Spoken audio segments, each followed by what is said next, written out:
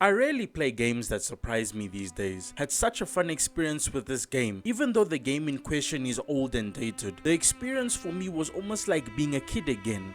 Fahrenheit Indigo Prophecy is a video game that does its job very well. I often found myself getting very engaged in the moment with this game. The truth is, half of the time it didn't feel like a video game. It felt like you were guiding real people in the real world with real stories, personalities, relationships, and consequences. In the game, you feel an emotional connection to the characters, and there are quite a few well-written voice motion captured characters who are all unique in their own way, and you get a personal tour of their lives, homes, friends, jobs, and families. Fahrenheit Indigo Prophecy is a game that you have to play to understand. This is not a game for everyone. I feel that most people will not understand this game and appreciate it for its unique story and gameplay, and this is a game that pretty much did everything differently. The game doesn't have a conventional view like first person or third person. The game pretty much plays like a cinematic comic book with different angles and perspectives, gives very good POV angles on screen, with sometimes there being up to 3 different views on screen. There is a lot of detail to this game, and time matters in this game. So when you make a decision, you need to make it quick,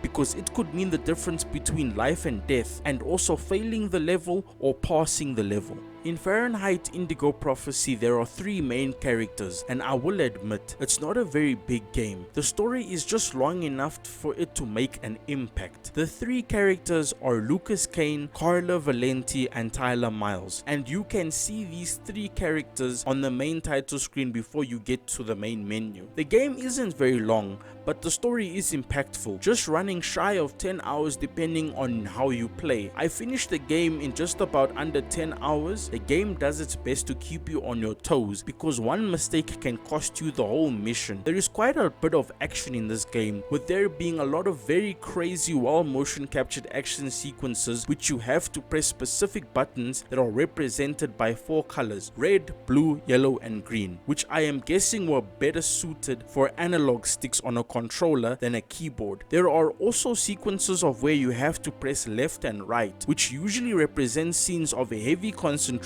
or using heavy physical effort. The problem I have is I would have rather just played the action scenes the normal way, with normal controls, because I feel like it could have been more fun, because they really overused it in the game, and it became rather repetitive and often took me out of the moment with the story, because quick time events or action sequences came randomly, and there is quite a few of them. It isn't always a bad thing, because it makes people pay attention instead of them skipping the cutscenes or not focusing and missing important information about the story. The story goes from 0 to 60 very quickly, with the beginning of the video game starting with you killing someone. The game really starts off crazy, and the crazy only gets more intense as the game goes on, with some of the best character development I have seen. And the nice thing about this game is that it has a lot of character and personality. The characters feel and play like real people with souls and real relationships. The game also has a lot of really cool side content, not really side quests, but are side stuff that give you better context about the story, character,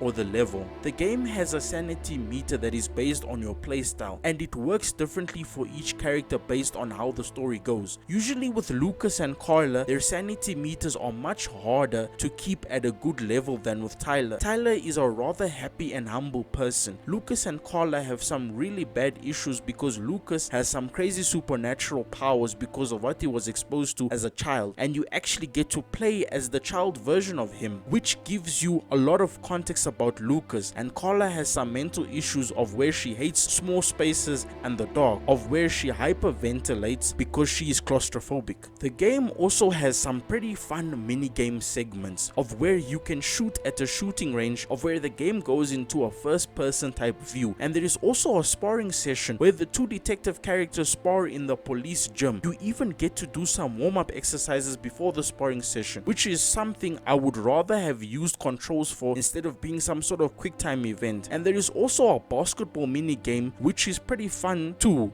but yet again I would rather have played it with normal controls. Fahrenheit Indigo Prophecy is a really great game, but it shows its age, which is a bad thing. But even though the version I played was the remastered version, nothing had really been changed graphically. I have checked to see if there is a significant difference, and there really is no difference between the original and the remastered version. I really don't mind that though. The game is good enough as it is. I really like it for what it is. My final thoughts are, I really like Fahrenheit Indigo Prophecy for what it did. A game that on paper should not work or be successful has managed to do a pretty good job at being a good video game. I do however have some issues with the gameplay of where halfway into the game you have pretty much experienced all the game has to offer. I really wish we could have manually played a lot of the quick time events and action sequences, but because I enjoyed the game so much, I won't be too hard on the game for it. The game also just writes off Tyler towards the end of the game. In the last hour or two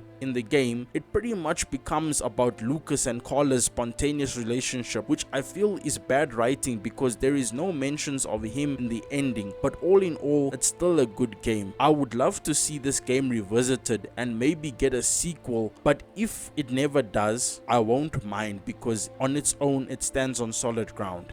And with that, this is the Chilly Man signing off. I thank everyone for watching. Peace out.